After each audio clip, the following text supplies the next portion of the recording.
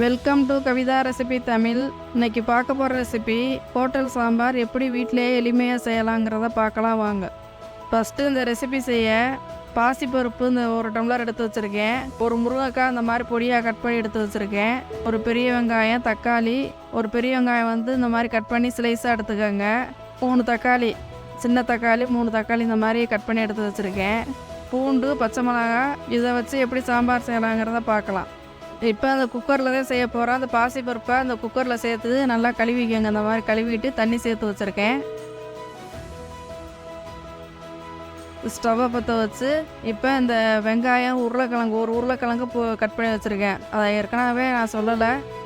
இப்போ அதை கட் பண்ணி வச்சுருக்கிறத சேர்த்துக்கலாம். இப்போ இந்த கழுவி வச்சுருக்க பருப்போடு இது எல்லாத்தையுமே ஒன்றா சேர்த்துக்கலாம். மொத்தமாக இந்த மாதிரி சேர்த்துக்கோங்க. இப்போ இது கூட பெருங்காயத்தூள், தேவைக்கு ஏற்ற மாதிரி உப்பு, நான் கல் உப்பு சேர்த்துருக்கேன். நீங்கள் எந்த உப்பு வேணாலும் சேர்த்துக்கோங்க.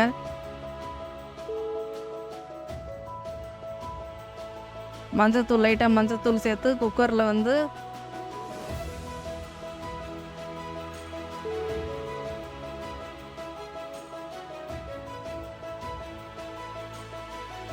உங்கள் குக்கருக்கு ஏற்ற மாதிரி விசில் விட்டுக்கோங்க. நான் 3 விசில் விட்டு எடுத்து வச்சுக்கலாம். இப்போ 3 விசில் வந்தோடனே எடுத்து ஓரமாக வச்சாச்சு. இப்போ இதுக்கு மசாலா ரெடி பண்ணிக்கிடலாம். 1 ஸ்பூன் கடலைப்பருப்பு எடுத்துருக்கேன், 1 ஸ்பூன் சீரகம், ஒரு அரை டீஸ்பூன் சோம்பு, ஒரு 4-5 மிளகு, வெந்தயம், ஒரு 4-5 வெந்தயம், இதுதான். வரமிளகாய் 2 வரமிளகாயும் சேர்த்துருக்கேன். இதை லைட்டாக எண்ணெய் ஊற்றி கடாயில் வறுத்து எடுத்துக்கலாம்.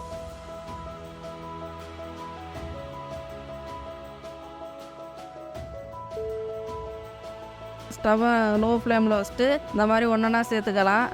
கடலைப்பருப்பு, சீரகம், சோம்பு, வரமிளகா, அதெல்லாம், மிளகு, வெந்தயம், இதை வறுத்துட்டு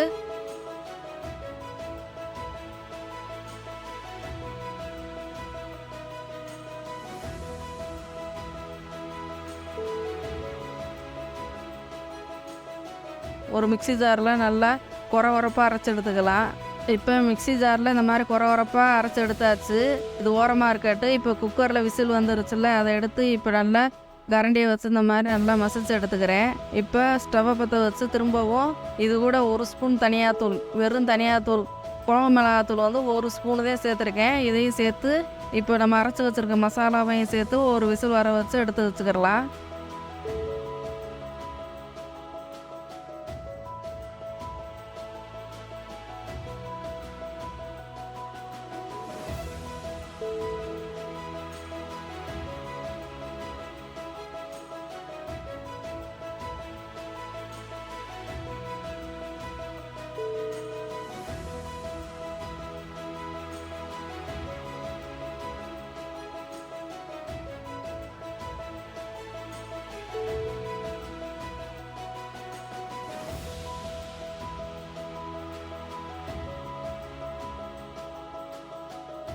இப்போ இந்த சாம்பாரை தாளிச்சுக்கிடலாம். இப்போ வெங்காயம் பொடியாக கட் பண்ணி எடுத்து வச்சுருக்கேன். இப்போ எண்ணெய் தேவைக்கு ஏற்ற மாதிரி எண்ணெய் சேர்த்து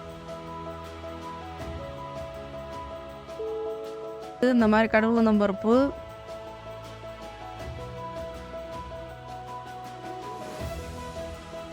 வெங்காயம்,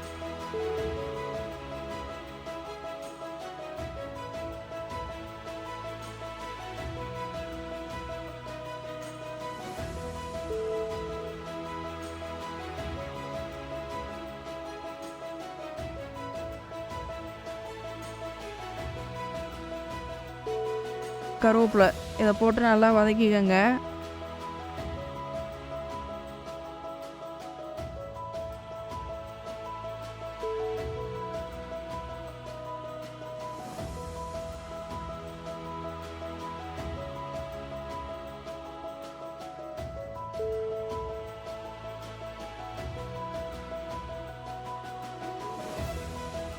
நல்லா கண்ணாடி பக்குவத்துக்கு நல்லா வெங்காயம் வதங்கி வர்றப்ப இந்த சாம்பார் கூட சேர்த்து இந்த மாதிரி மிக்ஸ் பண்ணிக்கோங்க.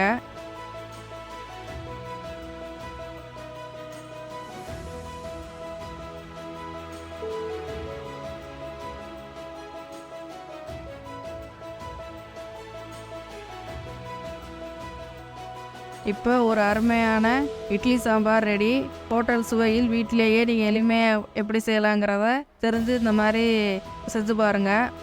இது இட்லி, தோசை, பொங்கல் எல்லாத்துக்குமே நல்லா சுவையாக இருக்கும். இந்த மாதிரி நீங்களும் செஞ்சு பாருங்கள்.